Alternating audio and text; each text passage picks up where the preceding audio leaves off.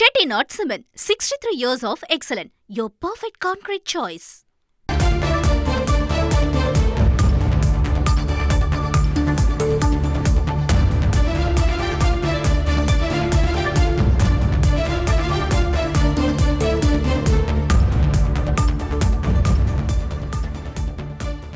ஆளுநருக்கு உத்தரவிடக் கோரும் தமிழக அரசின் ரிட் மனு மீது சற்று நேரத்தில் தீர்ப்பு வழங்குகிறது நீதிமன்றம். இது பற்றின மேலும் விவரங்களை செய்தியாளர் வெங்கடேஷன் வழங்கிட கேட்கலாம். வெங்கடேஷன், வணக்கம். இது தொடர்பான கூடுதல் தகவல்கள்.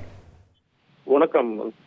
தமிழக சட்டப்பேரவையில் ஏற்றி ஆளுநருக்கு அனுப்பி வைக்கப்பட்ட மசோதாக்கள், குறிப்பாக துணைவேந்தர்கள் நியமனத்துக்கு ஒப்புதல் அளிக்கும் விவகாரத்தில் ஆளுநருக்கு உத்தரவிடக் கோரும் தமிழக அரசின் ரிட் மனுவை உச்சநீதிமன்ற நீதிபதிகள் JB பார்திவாலா, R மகாதேவன் ஆகியோர் அடங்கிய அமர்வு கடந்த பிப்ரவரி முதல் வாரத்தில் இந்த வழக்கை தொடர்ந்து விசாரித்து இறுதி விசாரணை என்பது மேற்கொண்டது. இதில் பல்வேறு விவாதங்கள் என்பது முன்வைக்கப்பட்டன. குறிப்பாக ஆளுநருக்கு எதிராக ஒரு தனியாக ஒரு அதிகாரத்தை இருக்க முடியாது என்ற ஒரு விஷயத்தை தமிழ்நாடு அரசு சார்பில் முன்வைக்கப்பட்டது. இதில் ஆளுநர் செயல்பாடு சரிதான் என்ற வாதம் என்பது அவரது சார்பில் முன்வைக்கப்பட்டது. அப்போது உச்சநீதிமன்றம் தமிழ்நாடு ஆளுநர் தனக்கென தனியாக ஒரு நடைமுறையை பின்பற்றி இருப்பதாக தோன்றுகிறது என்ற கருத்தையும் உச்சநீதிமன்றம் தெரிவித்திருந்த நிலையில் இந்த வழக்கில் இன்று ஒரு முக்கிய தீர்ப்பை சற்று நேரத்தில் நீதிபதி JB பார்திவாலா இந்த தீர்ப்பை வழங்குகிறார்.